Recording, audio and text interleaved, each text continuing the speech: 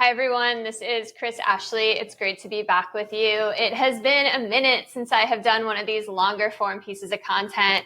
And if you don't follow me on TikTok or Instagram, my name on there is @ChangeYourMindWithChris. And I post a ton, like multiple times a day, short form videos that are between 1 and 3 minutes long. I also post a bunch of pictures and quotes from my book on Instagram. I answer people's messages on Instagram. So I'm really active on those platforms, and I'm trying to get better about updating these longer form pieces of content for YouTube and for my podcast. So if you're following me on here, thank you for sticking with me. I really appreciate it. I am going to get better about doing this. So today I want to talk about repressed emotions and how they interact with pain and with illness. And it's kind of a big, meaty topic. But before I get into it, please subscribe to my channel if you're watching this on YouTube. Follow me for more. I'm going to lower this thing a little bit. Follow me for more. All right, let's see how that looks.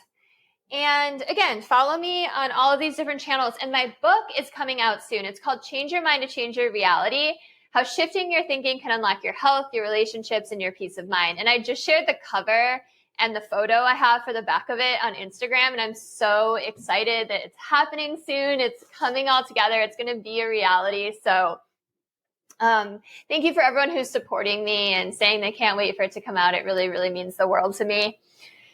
Let's see what else. If you head over to my website, changeyourmindtochangeyourreality.com, sign up for my newsletter, and then I will send you a free PDF guide that is going to help you create, manifest your dream life. I will not spam you.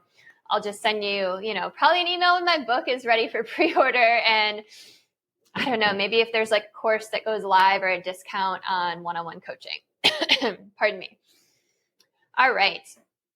So let's get right into it. Repressed emotions can very much cause pain, very much cause illness in your body. So, why do we have repressed emotions? Well, there's a few different reasons. Sometimes we're just busy during our day and, someone says something to you that, kind of irks you or kind of hurts, and you just kind of swallow down that lump in your throat and just keep going, keep pushing forward, and just shove it down. Other times we're trying to avoid our emotions, right? So we're watching movies, we're browsing social media, we're having sex, we're shopping, we're playing video games, we're gambling, we're, going to concerts, whatever it is to just avoid our emotions. And I'm not saying that those things are bad, but if you're doing them to avoid your emotions, then, that can be an unhealthy habit. So, we're going to talk a little bit about ways we can release those repressed emotions and just talk a little bit more about it. So, one of the biggest repressed emotions that a lot of people have is fear. And I have a really good friend who's been in the AA world for just decades now. And she taught me that fear is an acronym for false evidence appearing real. And let's see, there's this really great exercise I do with my private coaching clients, and it's just a journaling exercise, and it's so, so helpful for releasing fear. So at the top of the page, you write, I am resentful that/at, and then leave a blank. And then the rest of the sentence is because I have fear that blank. And then you choose one thing you're resentful at. And this could be your partner. It could be your parents. It could be the government. It could be sexism. It could be your job, whatever it is. So let's say you say, I am resentful at my partner. And then you would list out all the reasons that you have fear, the things you have fear of. So it might look something like this. I am resentful at my partner because I have fear that he'll break up with me. I'll end up alone. I'm not good enough. Everyone thinks I'm not good enough. My parents think that too. I've always been a bad daughter. I'm scared of losing my mother. And the idea is you don't even lift your pen up from the paper. You just let this stream of consciousness pour out of you. And as you might have seen with my example, a lot of times what happens is it's like peeling away the layers of an onion. You're going to get to deeper and deeper fears. And pretty soon you're going to recognize that the thing you were really afraid of, that surface level fear, isn't what you're actually afraid of. And there's something really deep at the root that's driving that. And then what you do is you look at your list of fears that you've now created and you ask yourself 2 questions. The first question, is any of this happening right now? The second question, is any of this something I want to happen? And chances are you are going to get resounding no's for both answers.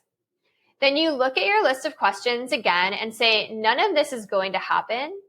But even if it does, I will use this experience to learn and to grow. And then you rip that sucker up. Shred the paper, rip it up, burn it in a safe way. If it's digital, delete it, like whatever you need to do.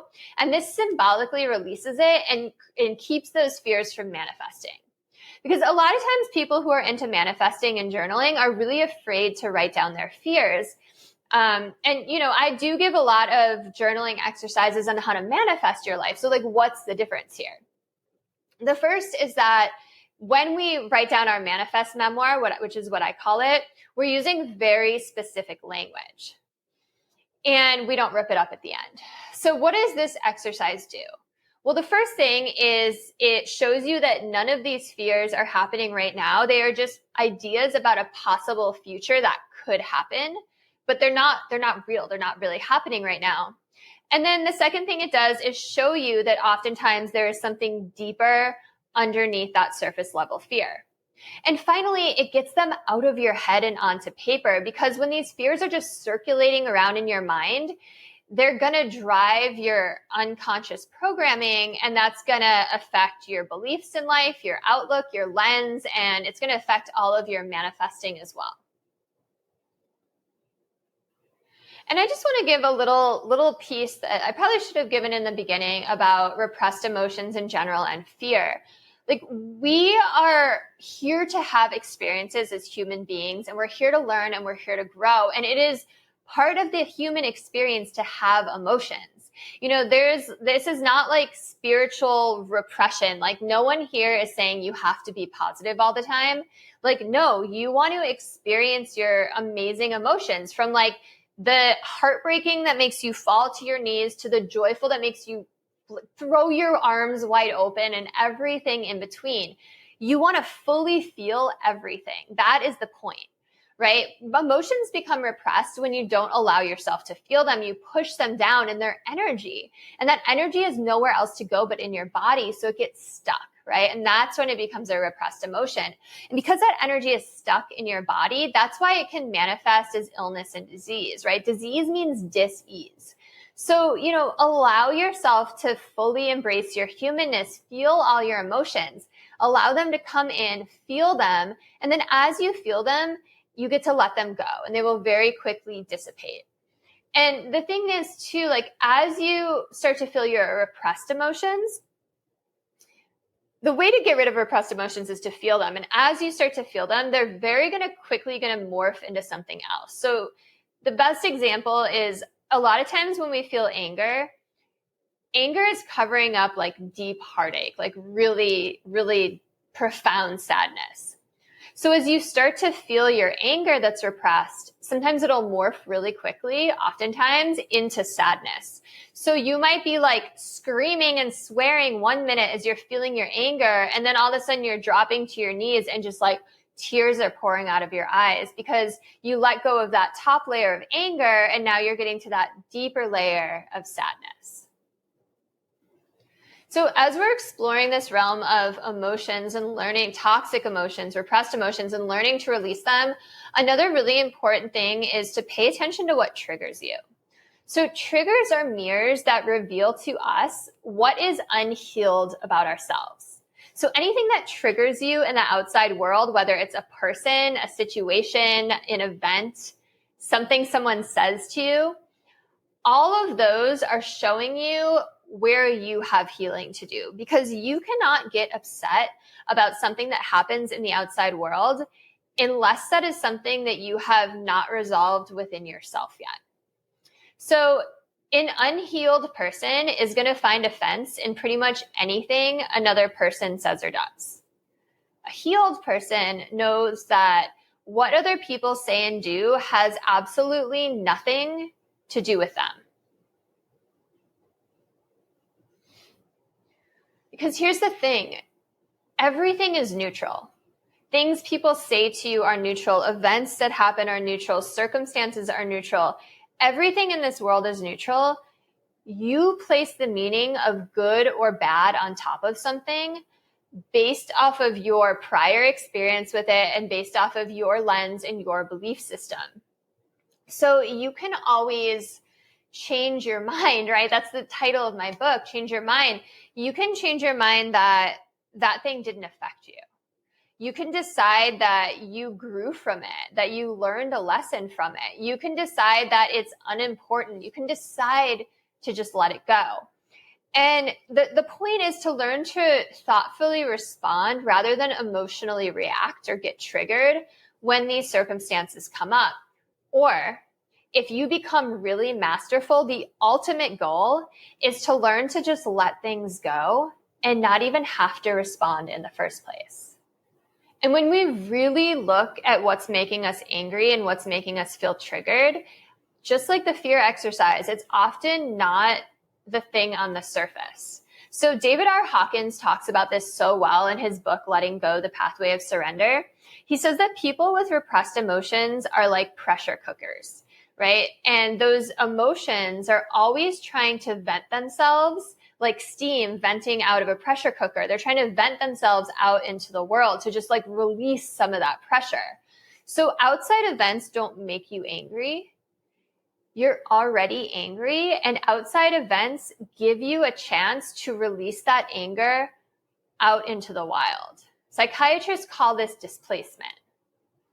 And you never want to say that you're triggered either, because when you say that you're triggered, you are playing the victim, you're playing small, and you're giving your power away, right?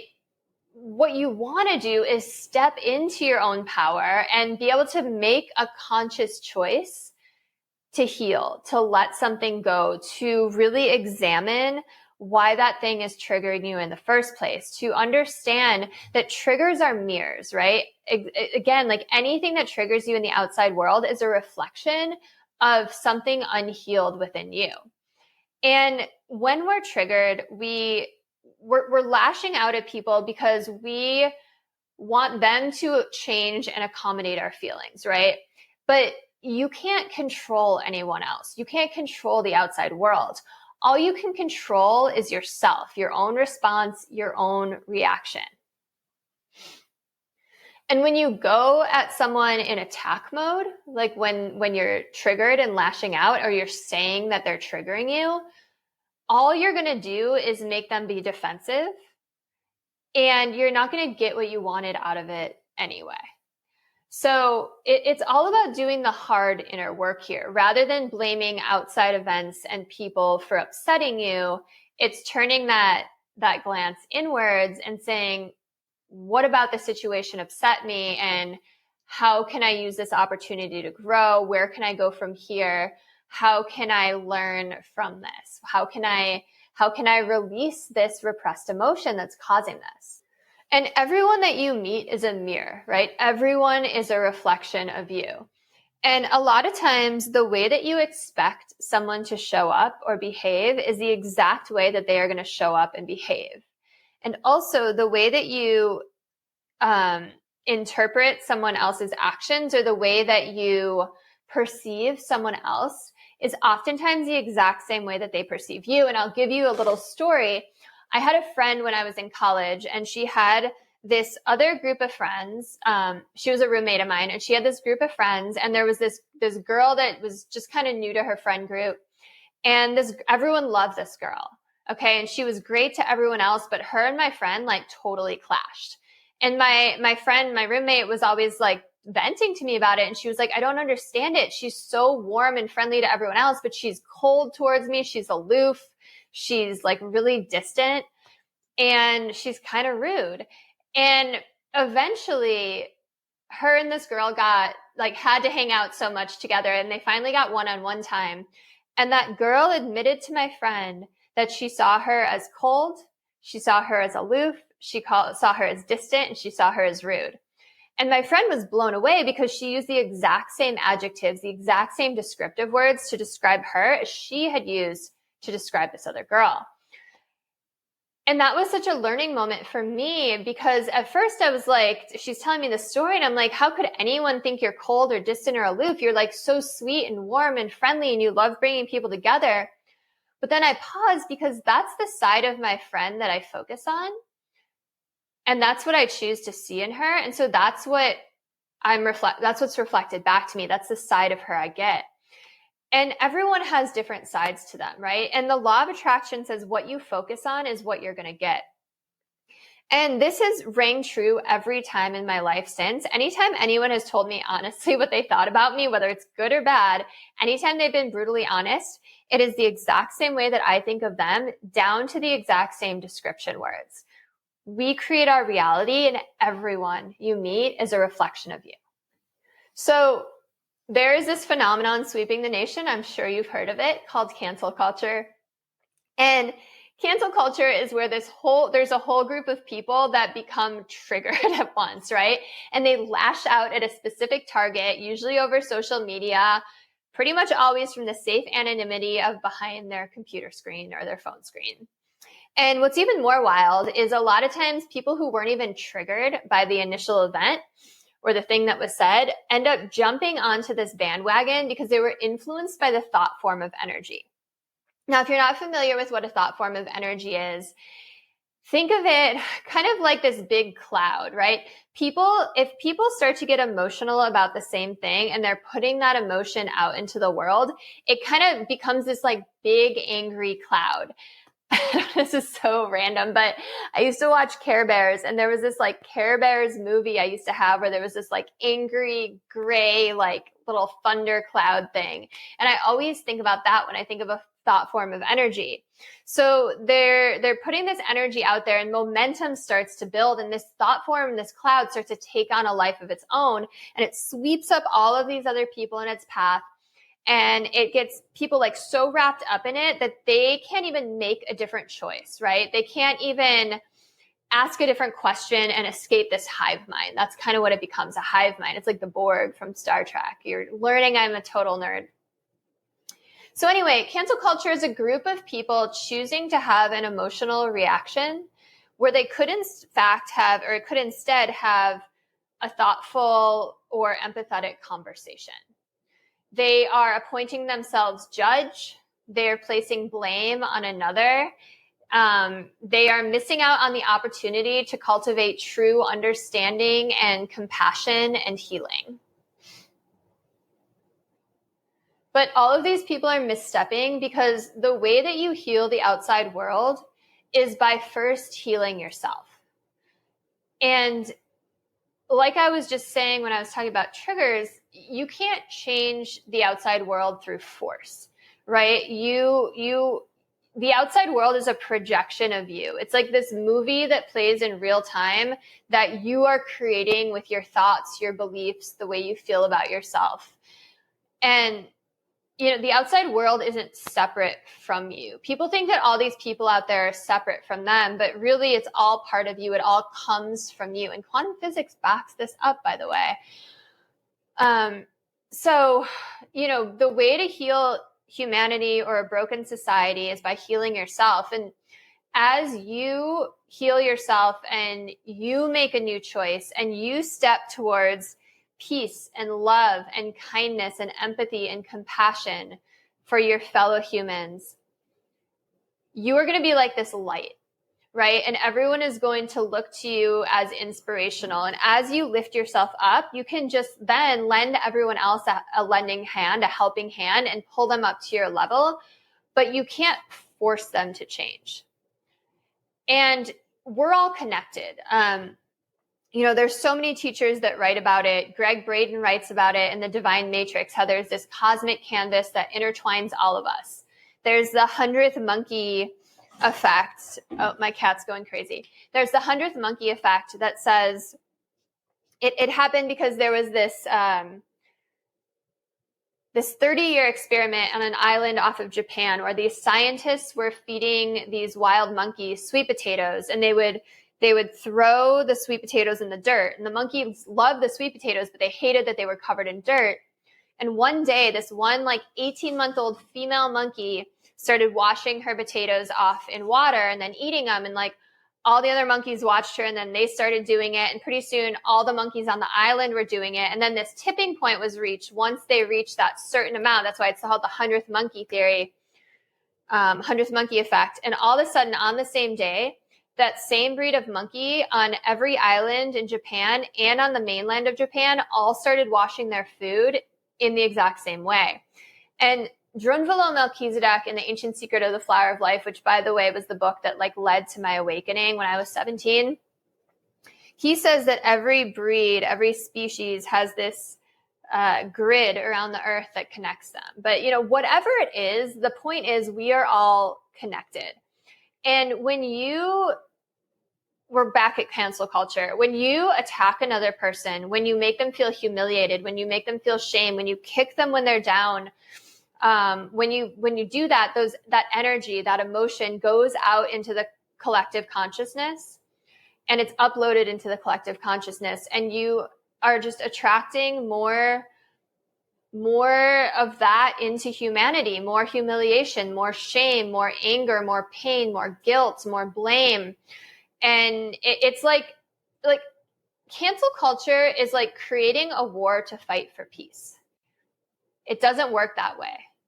Okay. Like we are all connected. It is an illusion that we are all separate. And what one person does greatly affects the whole. And quantum physics talks about this too with entanglement.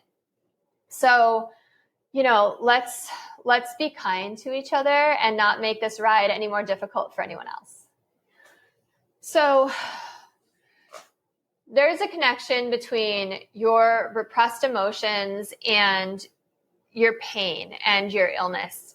You know, disease is dis-ease. And in my book, I look at all these common ideas around illness from all of these different teachers.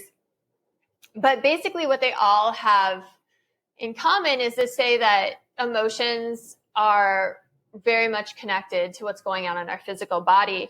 Your thoughts, your physical state of being is a direct reflection of the thoughts and emotions going on within you, right? Your inner world creates your outer world, and that is true for your body as well. And the symptoms that you feel are your body's messages telling you that something's out of alignment, because our natural state of being is one of health and wellness, right?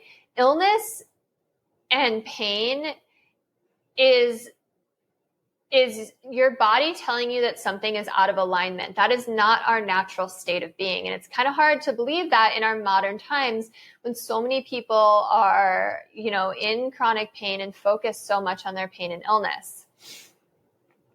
You know, and that just kind of brings me to a side note about medication. You know, like, since our symptoms are the messages from our body that something's out of alignment, and when we just cover that up with medication, the metaphor I like to use is that it's like your house being on fire and your smoke detector going off.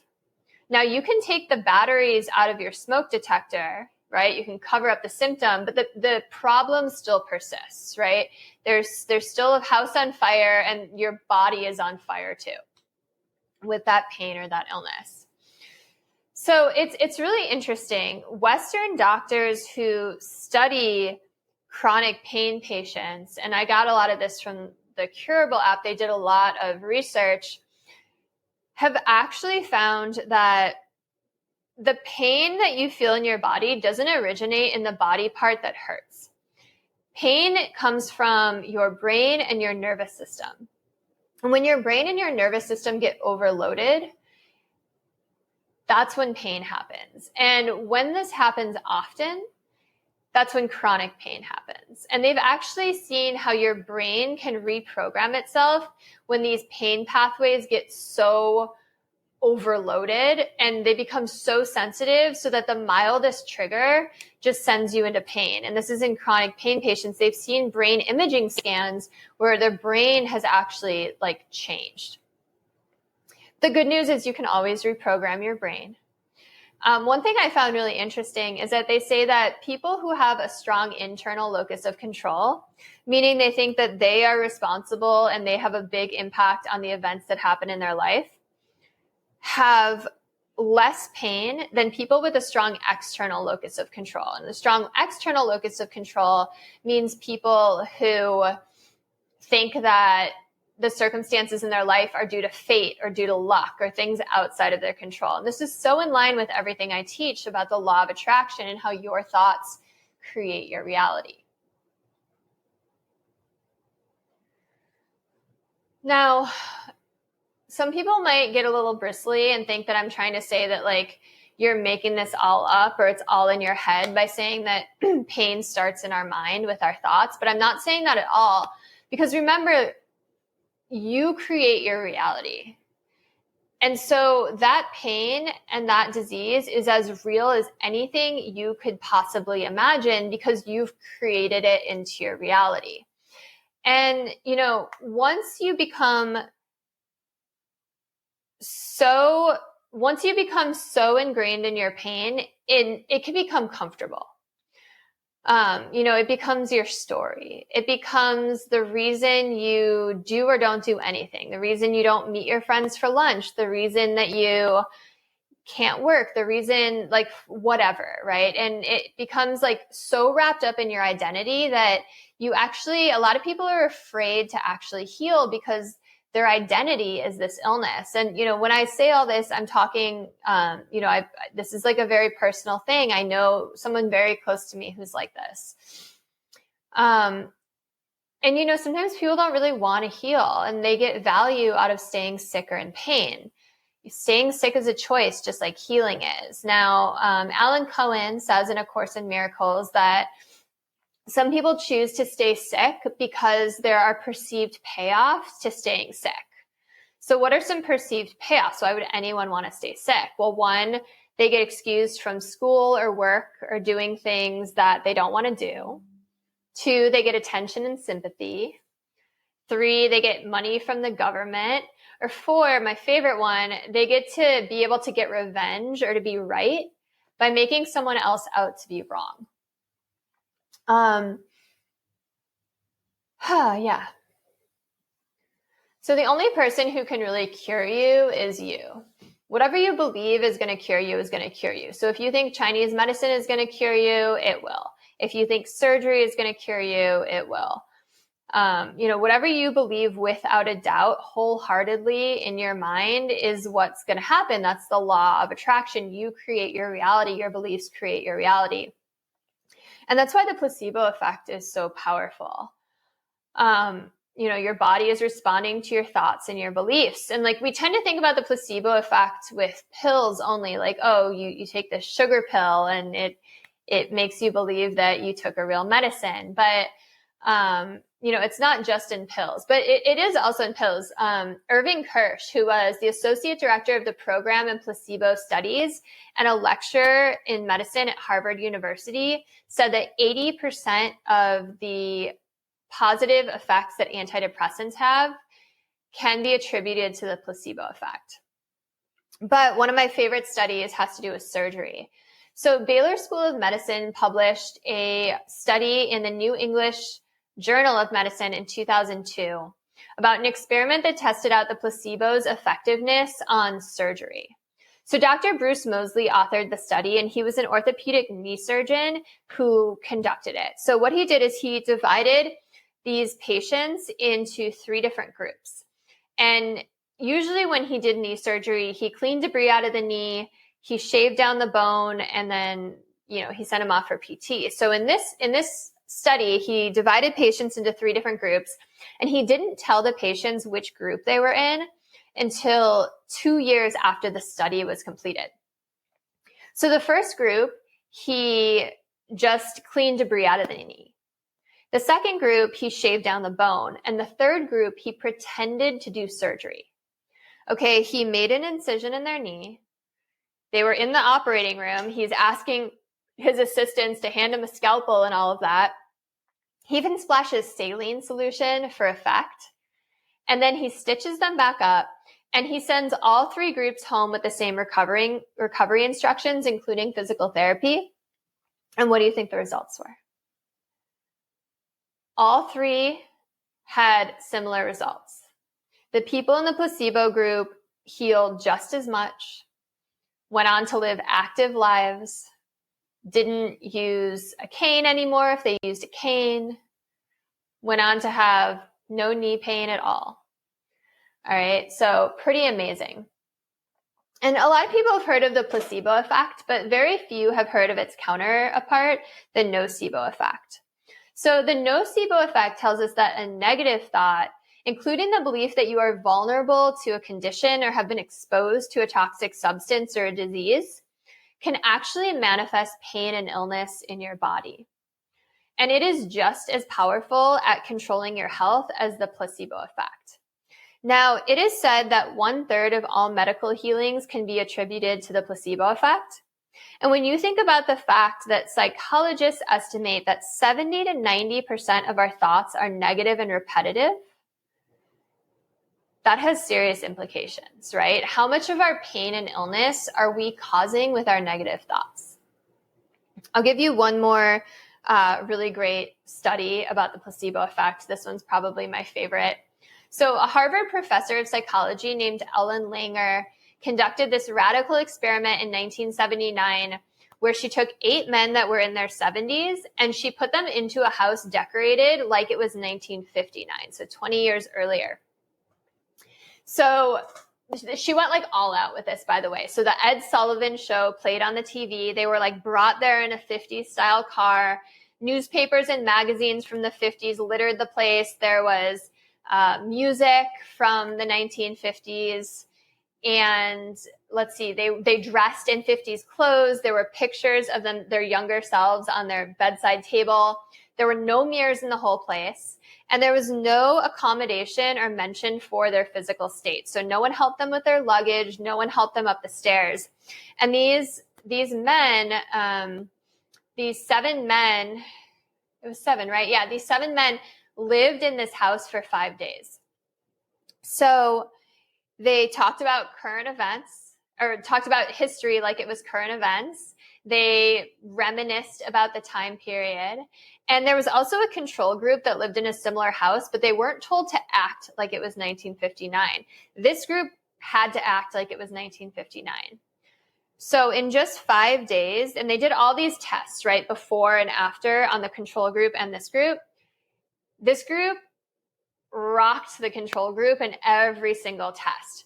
There was some guy that came with in a wheelchair and he left using a cane. They played a game of touch football on the lawn. They stood up taller. They even physically looked younger. And then the BBC recreated this experiment in a little mini-series TV show called The Young Ones, where they did it with elderly celebrities, and they got the same results. There was someone who couldn't even put his socks on without assistance, and he threw a dinner party on the last night.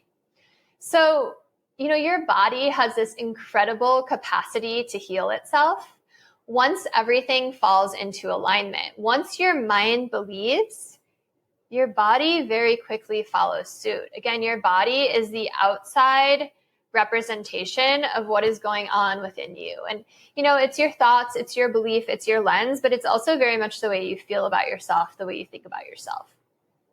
All right, this episode's getting kind of long, so I'm going to go ahead and cut it short there.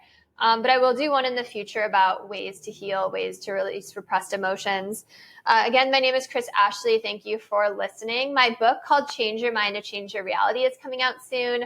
Follow me on Instagram at Change Your Mind with Chris. Follow me on TikTok at Change Your Mind with Chris. Head over to changeyourmindtochangeyourreality.com. Sign up for my newsletter, and I will send you a free gift. I hope you have a beautiful rest of your day. Take care.